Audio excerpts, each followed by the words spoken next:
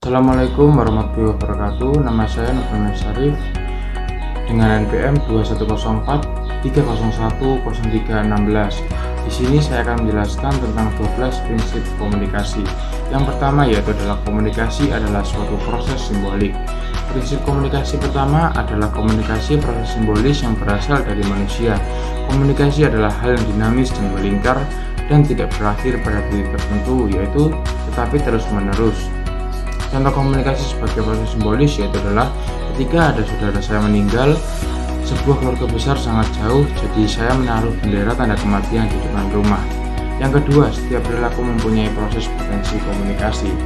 Komunikasi dapat terjadi dalam perilaku apapun.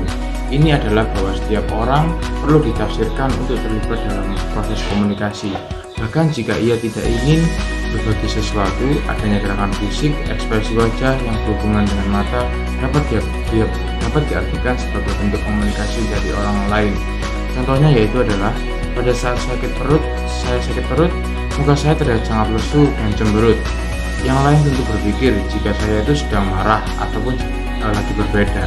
Dan yang ketiga, komunikasi mempunyai dimensi, isi, dan hubungan.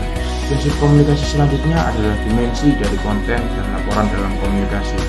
Setiap pesan komunikasi memiliki dimensi konten di mana yaitu konten dapat memberikan ukuran hubungan antara pihak-pihak yang melaksanakan proses komunikasi dengan penulis yang bersangkutan. Contohnya yaitu adalah saya dan teman-teman saya sering bercanda dengan kata-kata jing. Jing adalah suatu hewan yang bisa diartikan dengan anjing, yaitu sebutan hewan. Di golongan saya, kata-kata tersebut adalah hanya kata-kata lelucon, tetapi jika orang lain yang mendengarkan, mereka merasa terhina. Yang keempat, komunikasi berlangsung dalam berbagai tingkat kesengajaan. Komunikasi dapat terjadi dalam berbagai tingkat yang disengaja, yang dapat terjadi tanpa perencanaan sebagai dua orang yang sehat di tengah jalan, atau itu juga dapat direncanakan dengan benar sehingga dalam bentuk rapat atau seminar secara resmi dipegang. Contoh komunikasi ini adalah ketika saya marah, saya membuang atau mengacak-acak barang di dekat saya dengan tingkat yang sangat disengaja. Yang kelima, komunikasi terjadi dalam konteks ruang dan waktu. Proses komunikasi terjadi dalam konteks ruang dan waktu. Pesan komunikasi yang dikirim oleh pemancar adalah sebagai gantinya, di mana proses komunikasi terjadi di mana pesan dikirim dan ketika komunikasi terjadi sehingga menghormati waktu ruangan. Contoh komunikasi dibuat dalam konteks ruang dan waktu sendiri yaitu adalah ketika saya berada sendirian di rumah, saya menghabiskan waktu untuk bermain game dan tidur karena saya merasa bebas. Sementara bila ada orang tua di rumah, saya tidak seperti itu karena saya harus membantu pekerjaan rumah agar terlihat berbakti kepada orang tua. Dan yang keenam, komunikasi melibatkan prediksi peserta.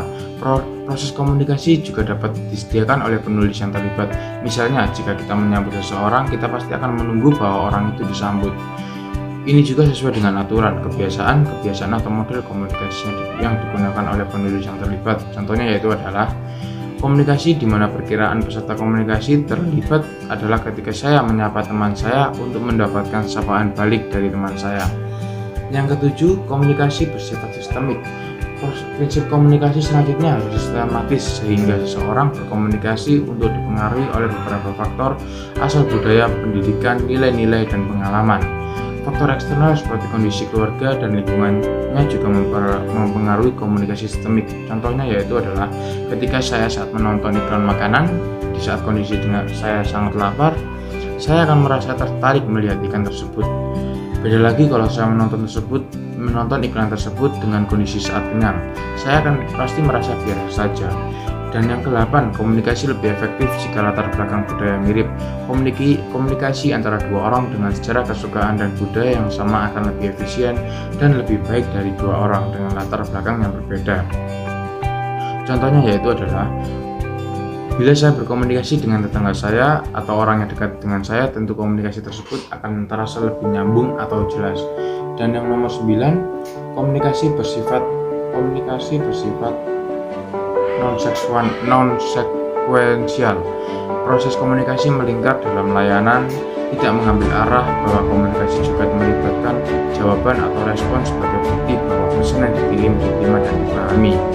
Inilah yang dimaksud dengan prinsip komunikasi non-seksual. Contoh dari prinsip komunikasi ini adalah ketika saya berdiskusi dengan teman saya yang masuk kondisi komunikasi dua arah karena terlibat dalam pembicara dan auditor yang memberikan komentar lain atau saran. 10. Komunikasi bersifat prosesual, dinamis, dan transaksional. Komunikasi adalah proses yang diobati dinamis. Transisi adalah proses mendengarkan dan menerima informasi yang terbagian yang berkomunikasi.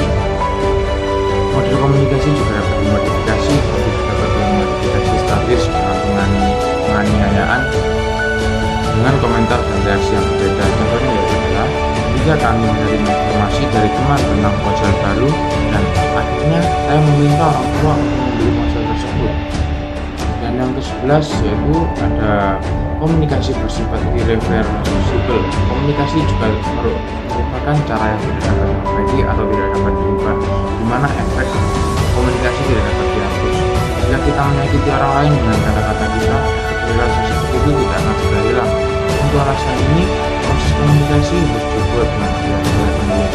Misalnya, jika ada orang yang menjudge tentang keburukan saya, tentu saja saya merasa sakit hati, dan rasa sakit hati itu tidak akan hilang atau bakal teringat terus.